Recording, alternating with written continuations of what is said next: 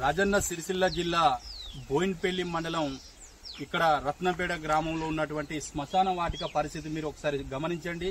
ఒక రత్నంపేట శ్మశాన వాటిక అని కాకుండా ఈ మండలంలో ఉన్నటువంటి శ్మశాన వాటికలు దాదాపు బోయిన్పల్లి మండలంలో ఉన్నటువంటి 23 గ్రామాల శ్మశాన వాటికల పరిస్థితి అధ్వాన స్థితిలో తయారైంది.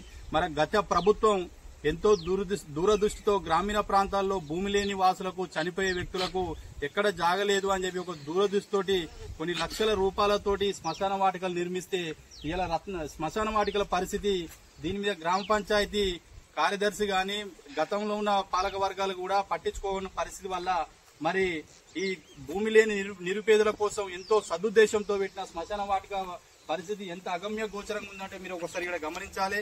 మరి దీని మీద ఎలాంటి గ్రామ పంచాయతీ కార్యదర్శి ఇప్పుడు ఏడాదిన్నర పాలన నుంచి వీటి మీద పర్యవేక్షణ చేయకపోవడం వల్ల దురదృష్టవశాత్తు గ్రామీణ ప్రాంతాలలో ఎవరైనా చనిపోయినా కూడా ఇక్కడ చూడండి పిచ్చి చెట్లతోటి మొత్తం ఏ పరిస్థితిలో ఉన్నదో. మరి ఇలా గ్రామ పంచాయతీ తరఫున ఎంపీడీఓ ఆఫీస్ తరఫున మరి గ్రామీణ ఉపాధి హామీ పనులు చేయిస్తున్న సందర్భంలో గ్రామీణ ప్రాంతాలలో మరి శ్మశాన వాటికల మీద దృష్టి పెట్టకపోవడం చాలా దురదృష్టకరంగా భావిస్తున్నాం. మరి గ్రామ పంచాయతీ కార్యదర్శులు మరి ప్రతి నెల వేల జీతాలు తీసుకుంటూ ప్రజాధనాన్ని మరి నిమ్మకు నీరెత్తనట్టు వ్యవహరిస్తున్నారంటే మరొకసారి ఈ కాంగ్రెస్ ప్రభుత్వం ఒకసారైనా ఆలోచించాలి. ఇప్పటికైనా ఈ మండలంలో ఉన్నటువంటి శ్మశాన వాటికల మీద దృష్టి పెట్టాలి, అందుబాటులోకి తీసుకురావాలి. సామాన్య ప్రజలకు వసతి కల్పించే విధంగా ఈ పిచ్చి చెట్లు కానీ ఏవైనా ఉన్నాయి కానీ పరిశుభ్రత గురించి వారి మనోభావాలను గౌరవించవలసిన అవసరం, బాధ్యత ప్రభుత్వాల మీద ఉంది. కాబట్టి ఆ దిశగా కార్యదర్శులకు కూడా మెమోలు జారీ చేసి గ్రామీణ ప్రాంతాలలో పూర్తి అభివృద్ధి వెనుకబడిపోయింది. ఏ చిన్న సమస్య చెప్పుకున్నా కూడా కార్యదర్శులు పట్టించుకునే పరిస్థితి లేదు.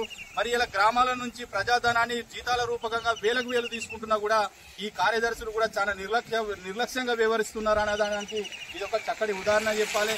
ఇప్పటికైనా గౌరవ ఎమ్మెల్యేలు, ప్రభుత్వ అధికారులు, జిల్లా కలెక్టర్ గారు ఈ గ్రామీణ ప్రాంతాల్లో ఉన్నటువంటి శ్మశాన వాటికల మీద బేసరగతిగా స్పందించి మరమ్మతులు చేపట్టి సామాన్య ప్రజలకు అందుబాటులో ఉండే విధంగా వారికి ఎలాంటి ఇబ్బందులు కలగకుండా చూడవలసిన బాధ్యత ఈ జిల్లా అధికార యంత్రాంగం మీద, ఈ పాలకుల మీద ఉందని చెప్పి మండల సిపిఎం పార్టీ తరఫున పేద ప్రజల పక్షాన ఇప్పటికైనా ఈ శ్మశాన వాటికల మీద దృష్టి పెట్టి శుభ్రపరచాలని చెప్పి సందర్భంగా సిపిఎం మండల పక్షాన, ప్రజల పక్షాన డిమాండ్ చేయడం జరుగుతుంది.